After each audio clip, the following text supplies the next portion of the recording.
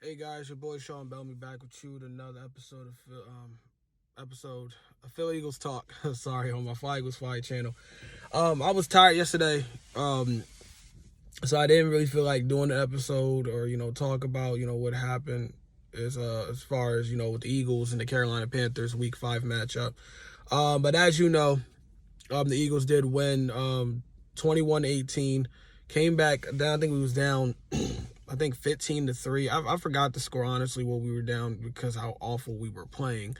But because Carolina, with Sam Darnold kind of returning to his roots of being the New York Jets, Sam Darnold, we ended up coming back and winning the game. The defense came up big. Special teams did get a block punt that led to the comeback as well. So right off the bat, as far as good things, like I said, the defense and special teams came to play. I know I for sure give the defense a lot of shit, and rightfully so, because at times they definitely suck. I still don't believe in that defense. Because the reason why, and again, I'm going to bring it up as well on the bad part, but like I said, we're sticking with the good. Like I said, the defense, so they did play today, give them credit for that. Darius Slay had 2 interceptions after I made a video, after a lot of people kind of came for Darius Slay. Saying, like, and I told you, I'm a big fan of Darius Slay. I still think he's a top 10 corner. He had 2 interceptions yesterday against Sam Darnold and the Carolina Panthers. But, a lot of people was coming at Darius Slay throughout the week of, leading up to the games. They feel like he hasn't made enough plays, and he didn't make 2 interceptions today. So that's how you respond, definitely. Fletcher Cox had a sack. He played well yesterday. Hargrave still playing like a Pro Bowler. Stevie Nelson, he finally made a play for us. He got interception as well, I believe, that kind of iced the game. But yeah, then we had a block punt. But overall, the defense and special teams definitely were the MVPs of this game. Other good things, there wasn't a whole lot. Besides defense and special teams, there wasn't a whole lot. So I'm going to move over to the bad. The offense was shitty. Nick Sirianni still refused to give Miles Sanders the ball as far as running the ball. He still keeps trying to do this RPO thing, which rarely works. Because defenses, bro, at this point, RPOs are not like a flash in a pan thing people have not seen. Like, it's literally being like defenses and the schemes are really doing a good job in the NFL adapting to that.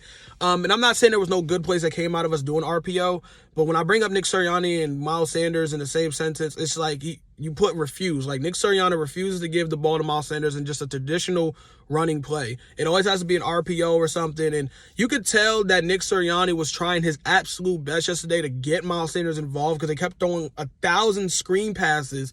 1,000 fucking screen passes. They were just throwing so many screen passes. Like, some people think you're over-exaggerating, but it was like majority of Jalen Hurts' passes was screen passes. Like, it was like he was literally only attempting like 2 yards of play. And at first I was thinking, okay, maybe they're just trying to get the ball out of Jalen's hands fast, like they tried to do last week against the Chiefs. But the Carolina Panthers defense is very, very good, so those 2-yard plays was not going to do anything, as it wasn't throughout the entire game. So Nick Sirianni, I still don't believe him. I'm not going to say I don't believe him as a head coach. It's only his first year, but I really don't believe in the man being the one calling the plays right now. It's just he's losing a lot of fans' faith, like, as time is going on with these schemes. Like, I don't get it. Their offense is just not – I don't understand. We have the talent around as far as the speed and, the running backs and stuff, but we don't – the only thing we're using right now is just for wide receiver screens or running back screens, or just have Jalen run a read option. Or there's no creativity behind their schemes. It just absolutely is just boring to watch and frustrating to watch, obviously, if you're a fan. And I get it, you're not going to score on every drive, but again, when you're just doing little things and punting constantly, it's just, you got to start thinking, okay, we got to start switching up and adapt, but he doesn't do that. For some reason, Nick Sirianni was just literally having Jalen Hurts throw the ball 2 yards an attempt, and it wasn't moving the ball down the field. Again, this was a good freaking very good Carolina Panthers defense. So I just don't understand what Nick Sirianni's problem is, just giving Miles Sanders the ball. Like, I don't get it. Also on the bad, Jalen Hurts. I don't care what no one freaking says, dude, because you're going to have a lot of people like slurp his name. I want Jalen Hurts to be the quarterback. Let me just put that out there, because again, I keep telling people, and I'll say this every week, because like you have to say that or you're a Jalen Hurts hater or something.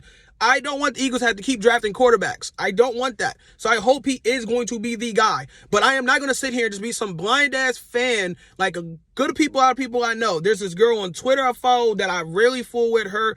Her name's Jess. I don't know if it's Jess Towney. I probably messed her name. I'm sorry. But she literally is just a constant Jalen Hurts defender. Like, she'll never blame the dude for anything. We already talked about before Lord Brunson, who I also like on YouTube, but he doesn't rarely give Jalen Hurts any type of backlash.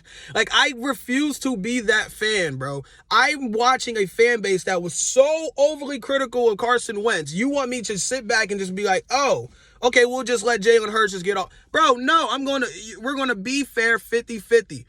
I was on Carson. I'm going to be just like I'm going to be on Jalen Hurts. He did not play well yesterday, man. He was awful yesterday. He did. I will give him credit, though. He kept his head up and did make clutch plays down the stretch. I have got to tip my hat off if I had a hat to him. I will not sit there and say he was absolutely freaking horrible or anything like that, but let's make sure my light didn't go on. But we're not going to sit there and act like Jalen did not he had a good game. He did not have a good game, dude. Like I said, Nick Sirianni's scheme, it's not all his fault. Like, Nick Sirianni's scheme was absolutely not helping the dude, having him throw the ball 2 yards at the tip. But there was a lot of times he was missing dudes wide open. He had a wide open Quez Watkins the end of the first half that he should have threw it to, but he missed. And he realized it because he put his hand on his helmet like, fuck, I missed the guy who was right there for easy touchdown. He also missed a deep throw, ended up throwing an interception. The man did not have a good game. I don't know why that's so hard to say. Yes, he came up big. Don't get me wrong. He came up big in the end. And that's all that matters is the W. Don't get me wrong. But again, dude was not good. The defense and special teams was the MVP of that goddamn game. Clearly, if you want one individual player to be MVP, you got to give the Darius Slay first 2 interceptions. And very clutch ones at that. So I don't understand why people acting like people out here saying Jalen had a good game. He did not. He did not. He had a terrible interception when he overthrew Dallas Goedert. He missed, missed Quez Watkins in the first half. He missed some easy throws that should have been there. Like I said, we have seen this man play well against awful defenses. But when he's actually had to deal with good defenses, Jalen Hurts has not played well. It's just that simple. He hasn't played well when it's good defenses. Now, here we are. So after Nick Sirianni on the bad, Jalen Hurts being on the bad list, I don't know if there's really much other, but there's other bad. I mean, wide receivers was dropping passes. Devontae Smith did fumble, but he did catch a 2-point conversion. I still believe in Devontae Smith.